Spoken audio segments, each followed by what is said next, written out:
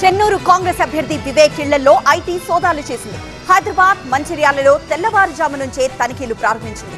వివేక్, వినోద్ తో పాటు ఆయన కుమారుడు, కూతురు ఇళ్లలోనూ సోదాలు చేసింది.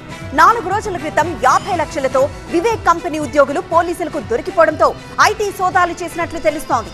ఐటీ సోదాలను నిరసిస్తూ మంచిర్యాలలోని వివేక్ ఇంటికి కార్యకర్తలు భారీగా చేరుకుని ప్రభుత్వానికి వ్యతిరేకంగా నినాదాలు చేశారు.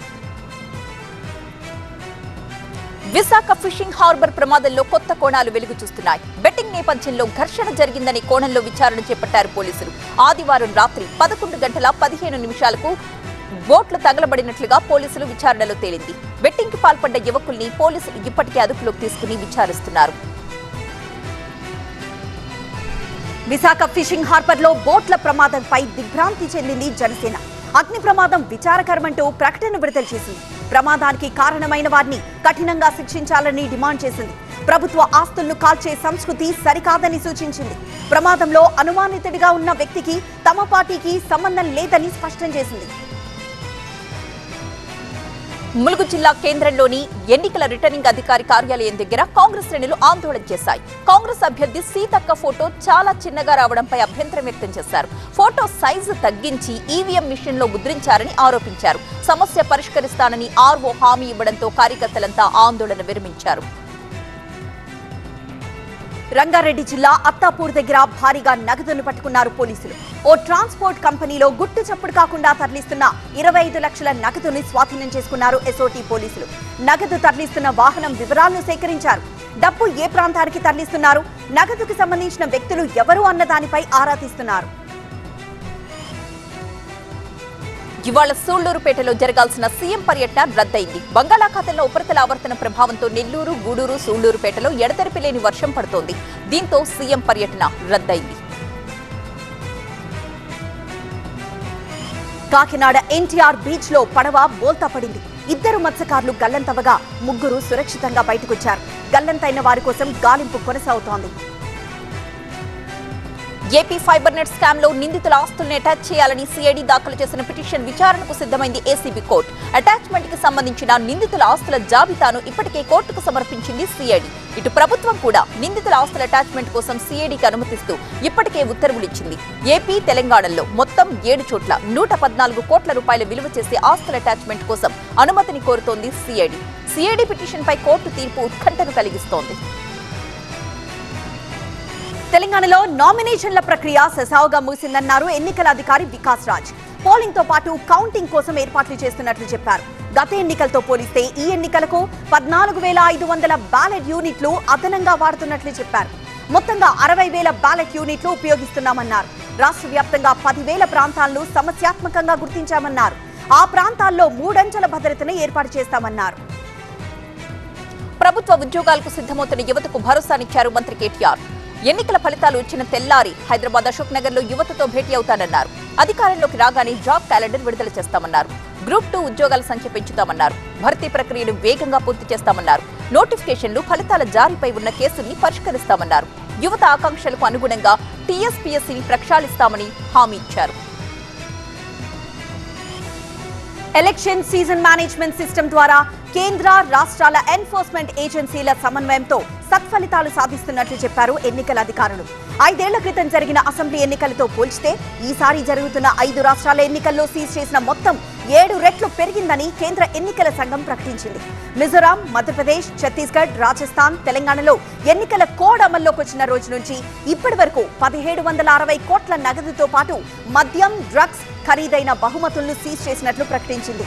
గత అసెంబ్లీ ఎన్నికలతో పోల్చితే ఇది 11 రెట్లు అధికమని చెప్పింది. తెలంగాణ ఎన్నికలకు పోలింగ్ గడువు 10 రోజులే మిగిలి ఉండడంతో బీజేపీ మరింత స్పీడ్ పెంచింది. ఇప్పటికే ప్రధాని మోదీ, పార్టీ చీఫ్ నడ్డాతో ప్రచారం చేసిన బీజేపీ ఇవాళ మరో కేంద్ర మంత్రిని కూడా రంగంలోకి దించుతోంది. నిర్మలా సీతారామన్తో జూబ్లీహిల్స్ లో ప్రచారానికి సిద్ధమైంది. మరొక వైపు మహారాష్ట్ర డిప్యూటీ సీఎం దేవేంద్ర ఫడ్నవీస్ ముషీరాబాద్ లో ప్రచారానికి వస్తున్నారు. పోలింగ్ సమయం దగ్గర పడడంతో బీఆర్ఎస్ కు పోటీగా ప్రచారం ముమ్మరం చేశారు రేవంత్. సీఎం కేసీఆర్ ఇవాళ మధిర, వైరా, డోర్నకల్, సూర్యాపేటలో ప్రజా ఆశీర్వాద సభలకు హాజరవుతున్నారు. రేవంత్ రెడ్డి ఉమ్మడి మహబూబ్ నగర్ జిల్లాలో పర్యటించి వనపర్తి, నాగర్ కర్నూల్, అచ్చంపేటలో జరిగే బహిరంగ సభల్లో ప్రసంగిస్తారు. అటు మంత్రి కేటీఆర్ సిరిసిల్ల, హైదరాబాద్ తో పాటు మెదక్, దుబ్బాక, జహీరాబాద్, ముస్తాబాద్ లో ప్రచారానికి రెడీ అయ్యారు. చంద్రబాబు బెయిల్పై సుప్రీంకోర్టుకు వెళుతోంది ఏపీ సర్కార్. ఇవాళ ప్రభుత్వం తరపున స్పెషల్ పిటిషన్ దాఖలు చేయడానికి సిద్ధమైంది. స్కిల్ కేసులో హైకోర్టు వ్యవహార శైలిపై పిటిషన్ దాఖలు చేస్తోంది. హైకోర్టు పరిధి దాటి వ్యవహరించింది అంటూ పిటిషన్ వేస్తోంది. ట్రయల్ కోర్టులో పెండింగ్ లో ఉన్న అంశాన్ని హైకోర్టు నిర్ధారిస్తూ బెయిల్ ఇవ్వడంపై సిఐడి అభ్యంతరాన్ని తెలిపింది. ఇదే అంశంపై న్యాయం కోసం సుప్రీంని ఆశ్రయిస్తోంది. తిరుపతి శేషాచలం అడవుల్లో ఎర్రచందనం స్మగ్లింగ్ చేస్తున్న వారిని అరెస్ట్ చేశారు టాస్క్ ఫోర్స్ పోలీసులు. వారి నుంచి 25 లక్షల విలువ చేసే 15 ఎర్రచందనం దుంగలతో పాటు లారీ, బొలెరోని సీజ్ చేశారు. ఎర్రచందనం చెట్లను నరికేందుకు ఉపయోగించే గొడ్డళ్లు స్వాధీనం చేసుకున్నారు. స్మగ్లింగ్ కేసుల్లో మోస్ట్ వాంటెడ్ స్మగ్లర్ గా ఉన్న నెల్లూరు జిల్లాకు చెందిన రామనాథరెడ్డిని అదుపులోకి తీసుకుని విచారించారు. రామనాథరెడ్డిపై ఇప్పటికే 60కి పైగా కేసులున్నట్లు చెప్పారు టాస్క్ ఫోర్స్ ఎస్పీ చక్రవర్తి. విజయవాడ ధర్నా చౌక్ లో సిపిఐ దీక్ష కొనసాగుతోంది. ఏపీలో కరువు నెలకొన్న సీఎం జగన్ ఏమాత్రం పట్టించుకోవడం లేదని ఆరోపించారు రామకృష్ణ. కరువు ప్రాంతాల రైతులను ఆదుకోవడం లేదన్నారు. కేంద్రానికి కరువు నివేదికలు కూడా పంపడం లేదని విమర్శించారు. కరువుపై ప్రభుత్వం స్పందించకపోతే భవిష్యత్తులో రాష్ట్ర వ్యాప్తంగా ఉద్యమిస్తామని హెచ్చరించారు. తిరుపతిలో వైసీపీ భిక్షాటన చేసింది. తిరుమల వెంకన్న పేరుతో బీజేపీ నేత భానుప్రకాష్ రెడ్డి చేస్తున్న రాజకీయం నీచమైనది అంటూ వినూత్నంగా నిరసన చేపట్టింది. తిరుపతి అభివృద్ధిని అడ్డుకుంటున్న వారి చర్యల్ని ఖండిస్తూ భిక్షాటన చేసింది. అభివృద్ధిని అడ్డుకుంటున్న వారికి కమిషన్ ఇస్తామంటూ భిక్షాటన చేసింది. 2014లో టీడీపీ హయాంలో బీజేపీ నేత భానుప్రకాష్ రెడ్డికి టీటీడీ బోర్డు సభ్యుడు ఎలా అయ్యారో అందరికీ తెలుసన్నారు వైసీపీ నేతలు. వైసీపీ హయాంలో తిరుపతి అభివృద్ధిని ఓర్వలేకి అడుగడుగునా అడ్డుకుంటున్నారంటూ ఆరోపించారు. ప్రకాశం జిల్లా మార్కాపురం కొండారెడ్డి కాలనీకి చెందిన 35 కుటుంబాలు తెలుగుదేశం పార్టీ నుంచి వైసీపీలో చేరాయి. ఎమ్మెల్యే కుందూరు నాగార్జునరెడ్డి వారికి పార్టీ కండువా కప్పి ఆహ్వానించారు. 4.5 ఏళ్లలో జగన్ ప్రభుత్వం అందించిన సంక్షేమమే వైసీపీ పట్ల ఆకర్షితుల్ని చేస్తోందన్నారు ఎమ్మెల్యే. మున్ముందు మరింత మంది పార్టీలో చేరేందుకు సిద్ధంగా ఉన్నట్లు చెప్పారు. కర్నూలు జిల్లా పాములపాడు వివేకానంద స్కూల్ నుంచి అదృశ్యమైన 5వ తరగతి విద్యార్థి విష్ణువర్ధన్ ఆచూకీ దొరికింది. అనంతపురం జిల్లా కదిరిలో విద్యార్థిని గుర్తించిన పోలీసులు తల్లిదండ్రులకి అప్పగించారు. కిడ్నాపర్లు కదిరిలో విద్యార్థిని వదిలి వెళ్లినట్లుగా గుర్తించారు. బాలుడిని ఎలా కిడ్నాప్ చేశారు, ఎందుకు కిడ్నాప్ చేశారు అన్న వివరాల మీద ఆరా తీస్తున్నారు. తిరుమలలో భక్తుల రద్దీ కొనసాగుతోంది. శ్రీవారి దర్శనం కోసం భక్తులు 21 కంపార్ట్మెంట్లలో పడిగాపులు కాస్తున్నారు. స్వామి సర్వదర్శనానికి 12 గంటలకు పైగా సమయం పడుతోంది. నిన్న ఒక్కరోజే శ్రీవారిని 67,000 మందికి పైగా దర్శించుకున్నారు. భక్తుల కానుకల ద్వారా స్వామివారికి 4,19,00,000 ఆదాయం సమకూరింది. కార్తీక మాసం కావడంతో భక్తుల రద్దీ పెరుగుతున్నట్లు చెప్తున్నారు టీటీడీ అధికారులు. భద్రాద్రి కొత్తగూడెం జిల్లా గుండాల మండలంలో మావోయిస్టు పోస్టర్స్ వెలిశాయి. ఇల్లందు నర్సంపేట రహదారి మధ్యలో పోస్టర్స్ అంటించారు. విప్లవోద్యమాన్ని నిర్మించడానికి శత్రువులు తలపెట్టిన కమాండో డ్రోన్, హెలికాప్టర్ దాడుల్ని వ్యతిరేకించారు. మావోలపై కమాండో దాడుల్ని తిప్పికొట్టాలని ప్రజలకు పిలుపునిచ్చారు. కామారెడ్డి జిల్లా జుక్కల్ కాంగ్రెస్ లో ముసలం పుట్టింది. కాంగ్రెస్ అభ్యర్థి తోట లక్ష్మీకాంతరావుకు ఓటేయొద్దంటూ కార్యకర్తలకు సూచించారు మాజీ ఎమ్మెల్యే గంగారం. టికెట్ దక్కకపోవడంతో రెబల్ గా బరిలోకి దిగిన గంగారాం అధిష్టానం బుజ్జగింపులతో నామినేషన్ ఉపసంహరించుకున్నారు. అయినా కాంగ్రెస్ కు వ్యతిరేకంగా బీఆర్ఎస్ కు ఓటు వేయాలని కార్యకర్తలకు సూచిస్తున్నారు. గంగారాం వ్యాఖ్యలకు సంబంధించిన ఆడియో క్లిప్పులు సైతం ఆయన అనుచరులు బయటపెట్టారు. ములుగు జిల్లా పర్యాటక ప్రాంతమైన రామప్పలోని ఒక గెస్ట్ హౌస్ లో పోలీసులు, ఎన్నికల అధికారులు సోదాలు చేశారు. గెస్ట్ హౌస్ లో విడుదల చేసిన కర్ణాటక మాజీ మంత్రి సీతక్క తరపున డబ్బు పంచడం కోసమే వచ్చినట్టుగా అనుమానించారు. తెల్లవారుజాము నుంచే సోదాలు చేసిన పోలీసులు నగదు దొరక్కపోవడంతో వెనుదిరిగారు. అర్జెంటీనాలో మితవాద నాయకుడు జేవియర్ మిలీ ఘన విజయం సాధించారు. ప్రధాని మోదీ ఆయనకు శుభాకాంక్షలు తెలిపారు. భారత, అర్జెంటీనా దేశాల వ్యూహాత్మక బంధం విస్తృతం కావడానికి కలిసి పనిచేద్దామని మోదీ ఆకాంక్షించారు.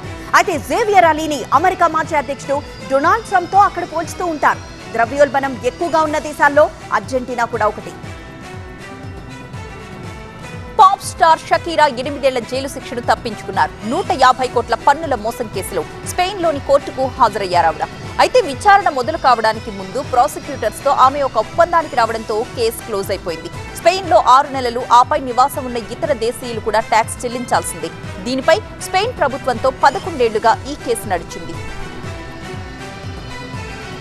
ప్రపంచ కప్ ను గెలిచి విశ్వ విజేతగా నిలిచిన ఆస్ట్రేలియా క్రికెట్ జట్టు సగర్వంగా సొంత దేశానికి బయలుదేరింది.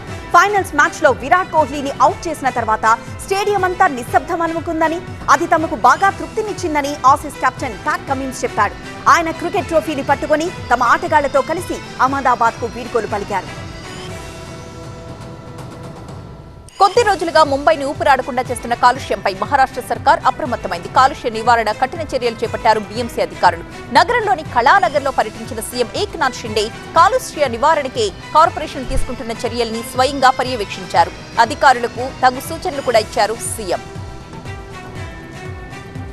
తమిళనాడులో పలు చోట్ల ఈడీ సోదాలు జరుగుతున్నాయి. చెన్నై, తిరుచిలో పలు జ్యువెలరీ షాపుల్లో తనిఖీలు చేశారు. బంగారం లావాదేవీలపై ఆరా తీశారు. ఉత్తరాఖండ్ ఉత్తరకాశీలో సొరంగంలో చిక్కుకుపోయిన కార్మికులతో మాట్లాడడానికి ప్రయత్నిస్తున్నారు అధికారులు. వాకీ టాకీల ద్వారా వారిని సంప్రదిస్తున్నారు. కార్మికులను బయటకు తీసుకొచ్చే చర్యల్ని ఎండోస్కోపిక్ ఫ్లెక్సీ కెమెరా ద్వారా పర్యవేక్షిస్తున్నారు. ఇవాళ సాయంత్రంలోపు 41 మంది కార్మికులను బయటకు తీసుకొస్తామని ధీమాగా చెబుతున్నారు. కార్మికులంతా క్షేమంగా ఉన్నారని స్పష్టం చేశారు. పంజాబ్, హర్యానాలో గడ్డి తగలబెట్టుపై అధికారులు నానా రాద్ధాంతం చేస్తున్నారంటూ మండిపడ్డారు రైతులు. గడ్డిని తగలబెడితే వాయు కాలుష్యం పెరుగుతోందంటూ హెచ్చరించడంపై ఆగ్రహించారు. పంజాబ్ ఫజిల్కా ప్రాంతానికి చెందిన రైతులు అధికారుల తీరుకు నిరసనగా ఆఫీసులో వినూత్న నిరసన చేపట్టారు.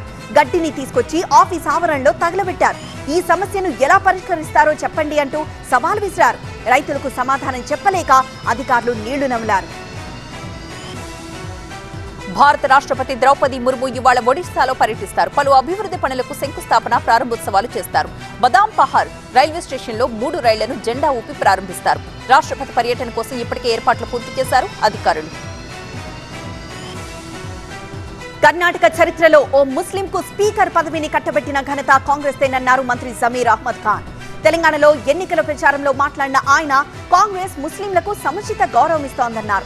అలాంటి ముస్లింకు బీజేపీ నేతలు సైతం హుజూర్ అంటున్నారంటూ వివాదాస్పద వ్యాఖ్యలు చేశారు.